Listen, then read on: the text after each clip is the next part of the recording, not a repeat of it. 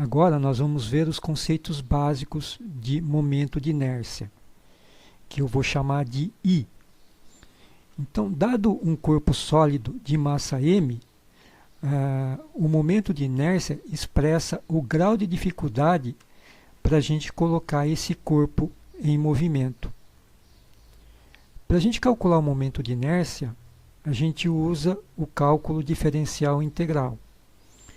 Então, o momento de inércia I desse corpo é dado pela integral de r ao quadrado dm, onde o r é a distância de um ponto infinitesimal desse corpo até a origem do referencial. Então, o momento de inércia sempre vai ser em relação a um referencial pré-definido. Aqui no exemplo, a gente está utilizando um referencial ortogonal x, y e z, que aqui no caso ele está dentro desse corpo, mas a gente vai ver daqui a pouquinho que ele não precisa estar necessariamente dentro, ele pode estar em qualquer lugar. O importante é que a gente saiba que o momento de inércia ele sempre vai se referir a um sistema de coordenadas, a um referencial.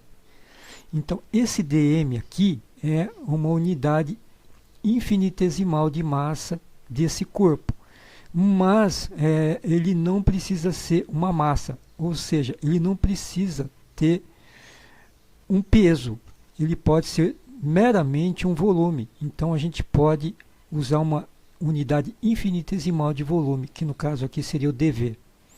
Então, no caso de um sólido, o momento de inércia é a integral de r ao quadrado dm ou dv. Então a gente integra por todo esse corpo. Então aqui na ilustração da direita, a gente está vendo aqui o mesmo conceito de momento de inércia, mas com relação à área. Então veja, aqui a gente já está vendo que a gente não precisa ter massa para a gente calcular o momento de inércia. A gente pode calcular o momento de inércia com relação a uma área. Então a gente não tem aqui a densidade, o peso específico. Então o momento de inércia aí no caso é a integral de r ao quadrado dA, onde esse dA é uma unidade infinitesimal de área dessa superfície aqui, ok?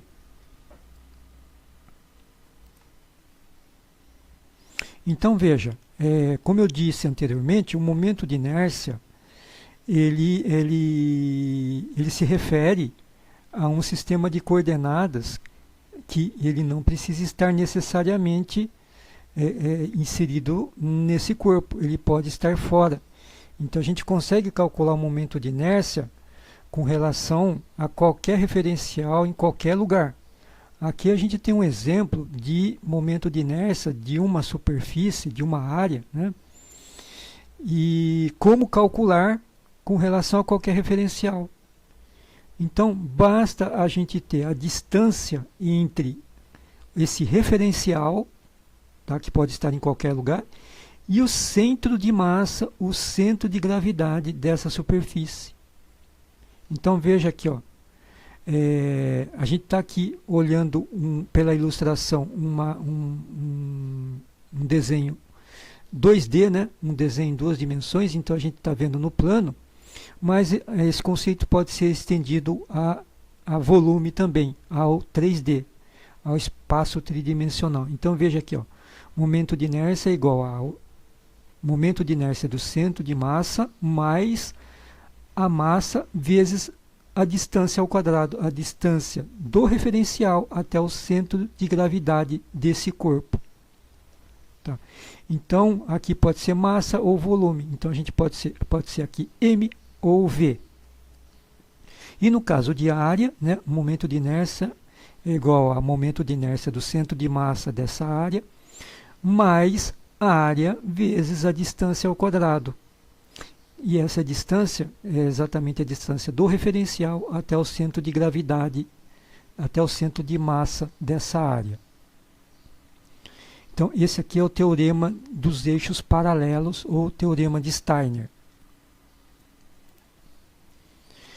Então, veja uma coisa interessante aqui, ó. O momento de inércia, ele, apesar de termos, aqui veja, como exemplo eu tenho um círculo e um aro onde eles têm o mesmo raio, né? O momento de inércia, eles são diferentes. Então perceba uma coisa aqui, ó, na figura da esquerda a gente tem um disco, uma superfície. Na da direita a gente tem um aro, o raio é o mesmo. O momento de inércia dessa figura da direita, o aro, ele é maior do que esse disco. E os objetos têm a mesma massa, é isso que é curioso. Eles têm a mesma massa, o mesmo peso, tá? Mas o momento de inércia é diferente. E isso é em relação ao eixo Z. O que é o eixo Z? É um eixo que ele está passando pelo centro dessas duas figuras aqui, ó.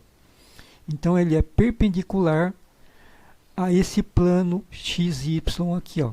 Então nos dois casos aqui é como um eixo que está passando bem no centro do círculo e bem no centro desse aro. Então o momento de inércia com relação a esse eixo Z, o momento de inércia do aro, ele é maior do que esse do disco, ele é o dobro, apesar de ser a mesma massa. O que significa isso? Que se a gente tentar girar esse aro aqui, ó, em relação ao eixo que passa pelo seu centro, a gente vai ter mais dificuldade aqui no aro do que no disco. Por quê? Porque o momento de inércia, ele vai se distribuir ao longo da superfície aqui, ele vai se dissipar ao longo dessa superfície. E aqui ele está todinho concentrado nessa periferia. Então, como ele é proporcional à distância do referencial até o corpo, então você pode ver que como a massa está toda concentrada na periferia, então a gente vai ter muito mais dificuldade aqui para iniciar o movimento desse aro do que aqui, porque aqui uma parte está concentrada, lógico, a maior parte está concentrada aqui na periferia, mas ele vai diminuindo, então ele vai se distribuindo ao longo da superfície. Então aqui a gente vai ter uma dificuldade menor de iniciar um movimento de rotação desse disco. Olha que coisa interessante.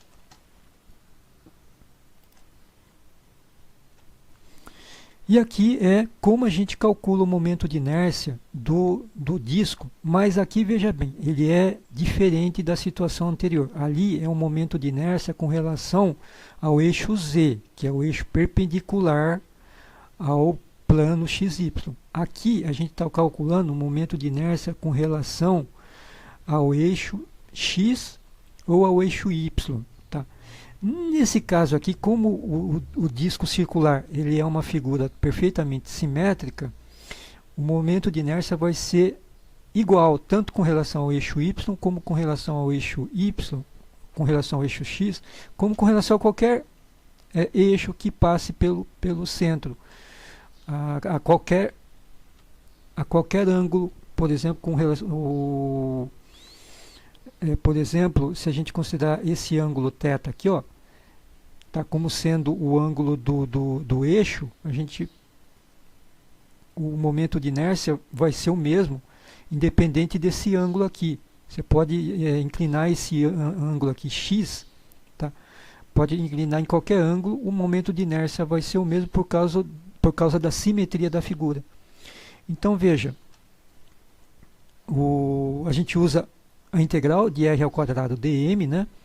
Só que aqui a gente pode descartar essa densidade aqui, porque ele é uma área, tá? Então a gente usa a unidade infinitesimal de área, tá? dA, e a gente integra ao longo de toda a superfície.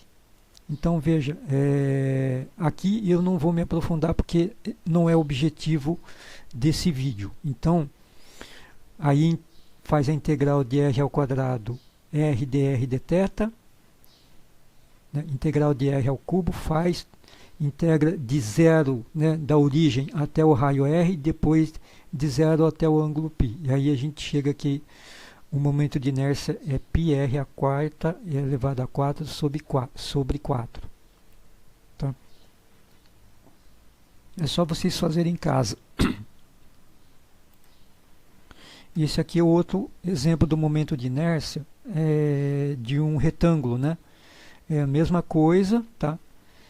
Integral de r ao quadrado dm. Aqui a gente pode descartar esse peso específico aqui, ρ, né?